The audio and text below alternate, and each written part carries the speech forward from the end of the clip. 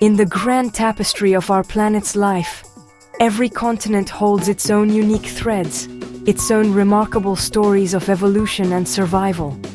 We often journey to the vast plains of Africa or the dense jungles of the Amazon to witness nature's wonders.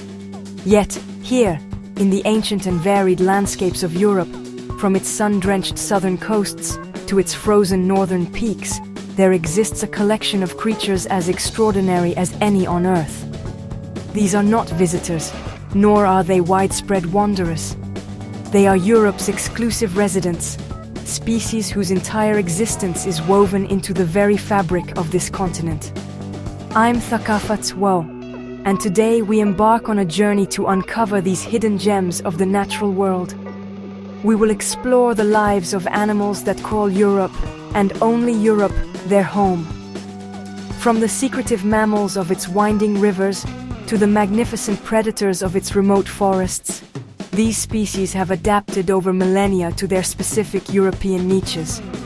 Their stories are tales of incredible resilience, unique adaptations, and in many cases, a desperate struggle for survival in a rapidly changing world.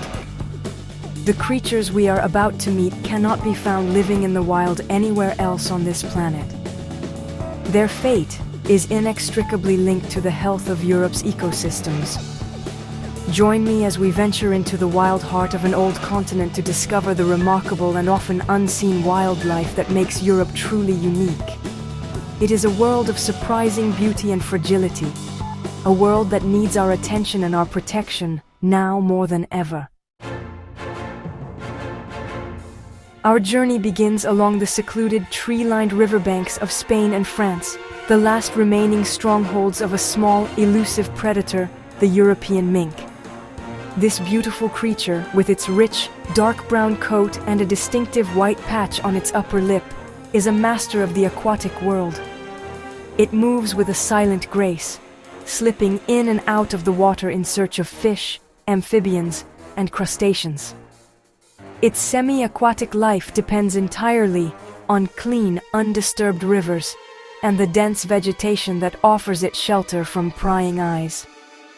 For centuries it thrived in these waterways, a vital part of the river's ecosystem. But the story of the European mink is now one of alarming decline. It is one of Europe's most endangered mammals, pushed to the brink by a combination of devastating pressures. Its precious habitat has been fragmented and polluted by human activity, its food sources diminished. But its greatest threat comes from a foreign invader, the larger, more aggressive American mink. Escaped from fur farms, this invasive species has outcompeted its European cousin for food and territory, and even carries a disease that is lethal to them. The European mink is now a ghost, clinging to existence in a few isolated pockets, a symbol of the fragility of native wildlife in the face of human-induced change. Deep within the mountain streams of the Pyrenees and the Iberian Peninsula lives one of Europe's most peculiar mammals. It is a creature so unusual, it seems assembled from parts of others. This is the Pyrenean desman. Related to moles and shrews, it is perfectly adapted for a life spent almost entirely underwater. Its most striking feature is its long, flexible, star-like snout, a highly sensitive organ packed with thousands of nerve endings. It uses this remarkable tool not for smelling, but for feeling, constantly probing the riverbed for aquatic insects, larvae, and shrimp in the darkness of the fast-flowing water. With large, webbed hind feet for powerful propulsion and a long, flattened tail acting as a rudder, the desman is an exceptional swimmer.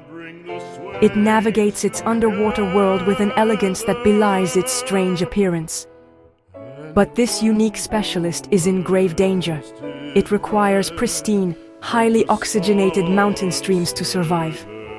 The construction of dams, water pollution from agriculture and industry, and the introduction of non-native predators are destroying its fragile habitat.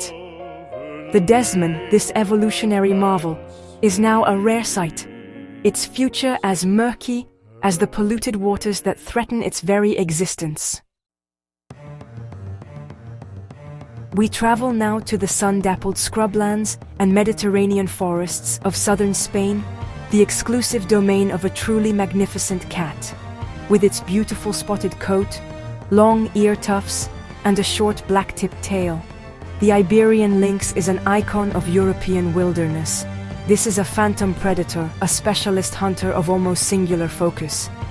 Its survival is almost entirely dependent on one species of prey: the European rabbit.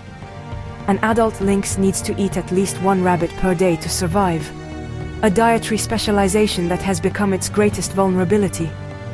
It is a ghost in the landscape, rarely seen, its presence marked only by tracks in the sandy soil. For decades, the Iberian lynx held the tragic title of the world's most endangered feline. At the turn of the 21st century, fewer than 100 individuals remained in the wild. Its population was decimated by 2 successive disease outbreaks that wiped out its rabbit prey, compounded by habitat loss from agriculture and infrastructure, and accidental deaths on roads. The lynx was cornered, its genetic diversity plummeting, its extinction seemingly inevitable. But here, a story of hope began to unfold. One of the most ambitious and successful conservation efforts in history has started to turn the tide for this beautiful cat. High above the tree line, in the flower-strewn alpine meadows of Europe's mountain ranges, flutters a creature of ethereal beauty. This is the Apollo butterfly. Its large, milky white wings are almost translucent, adorned with striking black spots on the forewings and vivid eye-like red spots on the hindwings. These bright red eyes are not just for show. They are a startling warning to would-be predators, a flash of danger in the crisp mountain air. The Apollo is a creature of the sun, active only on bright days, gliding from flower to sip nectar, a living jewel against the stark backdrop of rock and ice. The life of the Apollo butterfly is inextricably tied to its high-altitude home. Its caterpillars feed exclusively on stonecrop and houseleek plants, which grow in the rocky, sun-exposed slopes of the Alps, Pyrenees, and other European mountains. This specialization makes it incredibly vulnerable. Climate change is a profound threat, as warming temperatures push its habitat further up the mountains, shrinking its available world. Air pollution and changes in traditional farming practices, which once maintained the open meadows it needs, are also taking their toll. This beautiful butterfly, a symbol of the high mountains, is now disappearing from many of its former haunts. In the warmer forested regions of southern and central Europe, we find a reptile steeped in history and myth. This is the Aesculapian snake, a large non-venomous serpent that can grow to be one of the longest in Europe. Its smooth scales shimmer in shades of olive green, brownish or gray, and it moves with a fluid, powerful grace through woodlands, meadows, and even old stone walls. This snake is a formidable climber, often found ascending trees and shrubs in search of bird nests, its diet consisting mainly of rodents, birds, and their eggs. It is a shy and reclusive creature, preferring to flee rather than confront a threat. The Aesculapian snake holds a special place in human culture. It is the snake famously depicted in Greek mythology, entwined around the rod of Asclepius, the ancient god of medicine. This symbol endures to this day as a global emblem of healing and the medical profession. It is thought that the Romans, who considered the snake sacred, may have intentionally introduced it to new areas for its perceived healing properties, establishing colonies in their spa towns. Despite this ancient connection, its range today is limited and fragmented, threatened by road mortality and the loss of the varied, sun-exposed habitats it needs to thrive. While its Iberian cousin begins a slow recovery, another, even more elusive lynx clings to survival in the rugged mountains of the Balkan Peninsula. The Balkan lynx is a subspecies of the Eurasian lynx, but it is genetically distinct and critically endangered. It is a ghost of the mountains, a phantom of the ancient beech and fir forests of Albania, North Macedonia, and Kosovo. With a population estimated to be fewer than 40 individuals, it is one of the rarest and most threatened carnivores on the entire planet. Seeing one in the wild is an almost impossible privilege, a fleeting glimpse of a species on the very edge of vanishing forever. The fight to save the Balkan lynx is a race against time. Decades of poaching, both for its luxurious fur and as a perceived threat to livestock, have taken a heavy toll. But the most significant threat is the relentless destruction of its forest home. Illegal logging and the development of infrastructure are carving up the vast, unbroken wilderness this wide-ranging predator needs to hunt and raise its young. Conservation programs are underway, working tirelessly to protect the remaining forests, combat poaching, and monitor the few surviving individuals. The fate of this magnificent cat hangs by the thinnest of threads, its survival dependent on the protection of the last wild corners of the Balkans. Our final story takes us to the Mediterranean islands of Corsica and Sardinia. Here, a unique subspecies of red deer roams the maquis shrubland and oak forests. The Corsican red deer is smaller and darker than its mainland relatives, a testament to its evolution in an isolated island environment. For thousands of years, it was the largest native mammal on these islands, a key grazer shaping the landscape. But by the mid-20th century, this noble animal had been hunted to extinction on the island of Corsica itself, surviving only in a small, precarious population on neighboring Sardinia. Its call no longer echoed through the Corsican mountains. But this was not the end of its story. In a landmark conservation project, a reintroduction program was launched.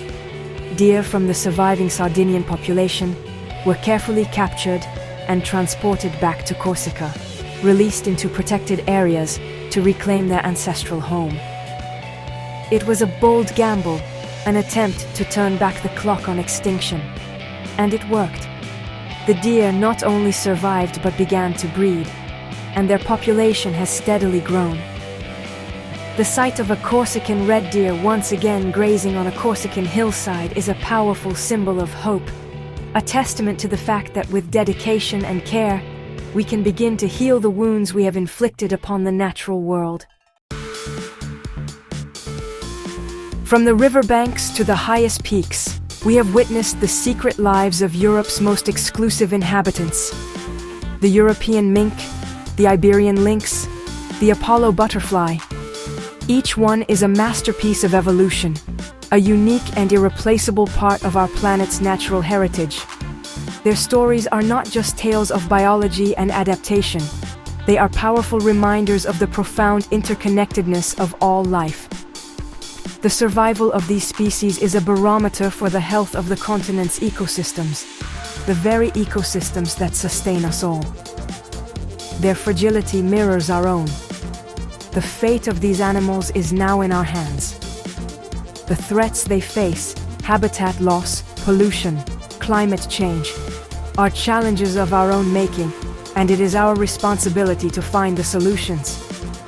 Supporting the conservation organizations that work on the front lines, making conscious choices that reduce our environmental impact, and advocating for the protection of wild spaces are all crucial steps. We must foster a culture of coexistence, one that values the wild heart of Europe and makes room for these remarkable creatures to not just survive, but to thrive alongside us. Let this journey be more than just a fleeting glimpse into a hidden world. Let it be an inspiration. I encourage you to learn more, to ask questions, and to find out what is being done to protect the wildlife in your own region. By deepening our understanding and our connection to the natural world, we can help write a new story for Europe's unique wildlife, a story of recovery, resilience, and a future where humans and nature flourish together. The time to act is now, for their sake and for ours.